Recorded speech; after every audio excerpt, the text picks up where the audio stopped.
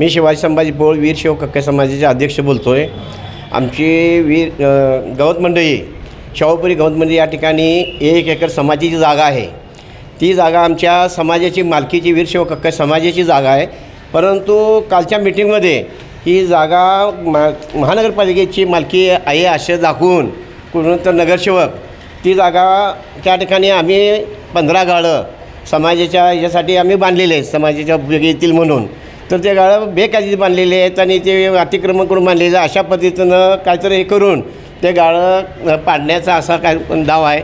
प्रत्येक पेपरला कालच्या पेपरला 15 हजार रुपये भाडं घेतलं आहे, 1 लाख रुपये डिपॉझिट घेतलं आहे अशा पद्धतीनं ते प्रत्येक पेपरला आलेलं आहे, न्यूज आलेलं आहे. तशा पद्धतीनं आम्ही कुणालाही अजूनपर्यंत भाड्यानं गाळं दिलेलं नाहीत, कुणानं पैसे घेतलेले नाहीत. फक्त आमच्या समाजाची प्रॉपर्टी आहे ती कुठं तर कुणाच्या घशात जाय नको म्हणून ते आम्ही आता उपयोगात आणलेलं आहे. त्याचं आम्ही शेड वजा आम्ही काय असं आरशीची पद्धत बांधलेलं नाही, पत्र्याचं शेड वजा आम्ही ते गाळं बांधलेले आहेत. आणि ह्या गाळं आम्ही आमच्या समाजासाठी समाजाच्या लोकांसाठी मुलासाठी उपयोगी येतील अशा पद्धतीने बांधलेले आहेत. याचा गैरवापर कोणीही गैरसमज करून घेऊ नये. आणि आमच्या ही समाजाची स्वतः मालकीची जागा असताना आम्हाला आमच्या समाज जागेवर अतिक्रमण केले असं दाखवा लागलेलं आहे. ते आम्ही अतिक्रमण कुठं केलेलं नाही, आमची स्वतः मालकीची जागा आहे. ही जागा आता कशासाठी नेमकी वापरताय आपण? ही आम्हाला ज्या वेळेला आमचे पूर्वज होते महानगरपालिका त्या शाहू महाराजांच्या वेळेला आमचा समाज संपूर्ण समाज रविवारपेठेमध्ये होता. तिथून आम्हाला जवाहरनगरला जागा दिली. आमची शाहू महाराजांच्या टायमाला जागा दिली की चमडी कमवण्यासाठी. त्या ठिकाणी वास वगैरे येते म्हणून ती जागा आम्हाला तिकडं दिली. त्यानंतर तिथले आमचे जे पूर्वज होते पूर्वज ज्या स्मशानभूमी नव्हती, आमच्या सगळे धनच करतो पूर्वज होते त्या टायमाला ही स्मशानभूमीसाठी जागा आम्हाला दिली ती. तर बरेच वर्षापासून स्मशानभूमी कोण वापरच करत नाही, काय नाही. तर जागा बरेच वर्ष आता 1952 आम्हाला जागा दिलेली आहे ती आमच्या समाजाला मालकी हक्कानं दिलेली आहे. तर त्या जागेला आम्ही 2012ला आमच्या समाज नाव लावून घेतलं आणि ती जागा आमच्या डेव्हलप करायचं आमचं आता चाललेलं आहे. गेल्या टायमाला अशाच जागा आमच्या 2-4 ठिकाणी होत्या त्या गिळीकृत केलेल्या आहेत आमच्या जागा. तशा पद्धतीने ही जागा जायला नको म्हणून परवा ठराव करून आम्ही त्या जागेमध्ये शेडवजा गाळं केलेले आहेत. आणि समाजाच्या ह्याच्यासाठी आम्ही केलेलं, असं काही काही केलेलं नाही, सार्वजनिक समाजाच्या कामासाठी केलेले आहेत. आम्ही बेकायदेशीर हे असं काही केलेलं नाही. आणि याला परवानगी आम्हाला माहिती आहे तर परवानगीसुद्धा घेतली असती, कारण शेड वजा गाळ्याला परवानगी लागणार नाही असं मग आम्हाला एका अधिकाऱ्यांनी सांगितल्यामुळं आम्ही काय तिथं परवानगी घेतली नाही. तसं घडलं तर जर समजा परवाना घ्यायचा तर परवानासुद्धा काढायची आमची इच्छा आहे. आणि अशिमेंटला नाव करण्यासाठी 2016ला मी राजामपुरीमध्ये हे दिलेले आहेत, कागदपत्र दिले आहेत, माडपूर आहेत सगळे 2016ला काय सगळं फाईल वगैरे सगळे केलेलं आहे. की आमची प्रॉपर्टीचं कागदपत्रक आहेत, स्वतःची आमची प्रॉपर्टी आहे काय. त्यानंतर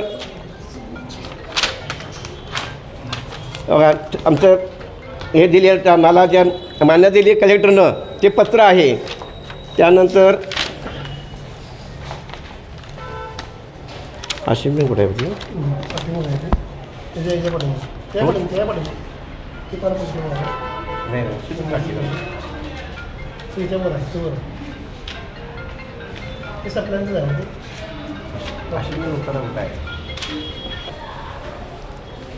ही आमची जागा आहे. त्या स्मशानभूमीसाठी आम्हाला दिली ती.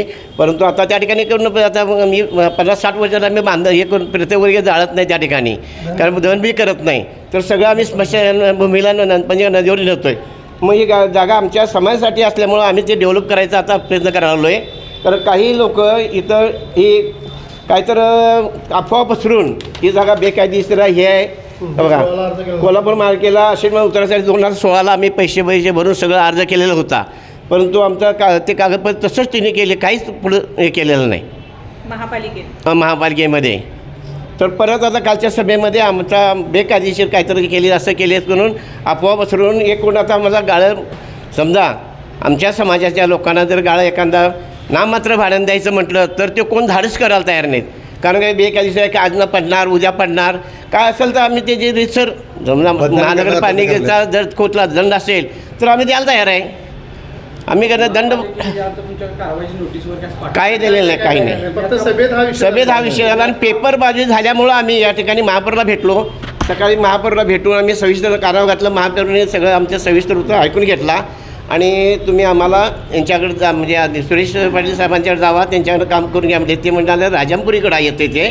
ठीक आहे म्हटलं, आम्ही त्यांना जाऊन भेटतो.